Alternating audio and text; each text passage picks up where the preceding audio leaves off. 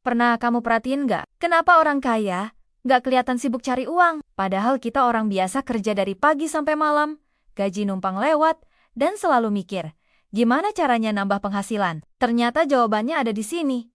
Cara mereka berpikir. Menurut studi dari Harvard Business Review, salah satu pembeda utama antara orang kaya dan kebanyakan orang adalah cara mereka mengambil keputusan finansial dalam jangka panjang. Orang biasa cenderung fokus pada kebutuhan sekarang, bayar tagihan, makan, cicilan. Sementara orang kaya fokus pada bagaimana keputusan hari ini bisa memberikan hasil dalam jangka waktu 5, 10, bahkan 20 tahun ke depan. Contohnya sederhana, orang biasa berpikir, saya kerja, saya dapat gaji. Tapi orang kaya berpikir, gimana caranya saya punya aset, supaya uang bisa terus masuk walaupun saya nggak kerja. Dan ini bukan cuma teori. Menurut data dari National Bureau of Economic Research, lebih dari 90% orang dengan kekayaan tinggi mendapatkan sebagian besar pendapatannya dari investasi dan aset pasif, bukan dari gaji atau hasil kerja langsung. Ini kenapa mereka nggak sibuk cari uang?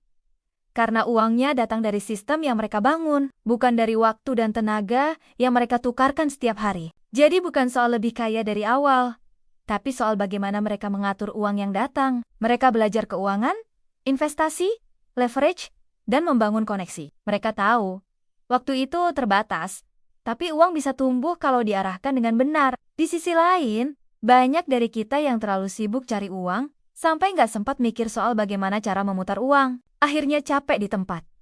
Muter di lingkaran yang sama. Gajian, bayar, habis.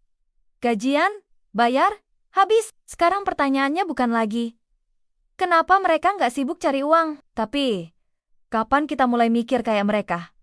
Capek cari uang itu wajar, tapi capek terus-terusan tanpa arah. Itu yang bahaya. Karena, ternyata, yang bikin orang kaya terus bertumbuh. Bukan jumlah uangnya, tapi arah pikirannya. Jadi, kalau kamu belum kaya, setidaknya pastikan kamu udah mulai mikir kayak orang kaya. Follow Tripin buat insight yang bukan cuma enak didengar, tapi juga bikin hidupmu pelan-pelan naik level.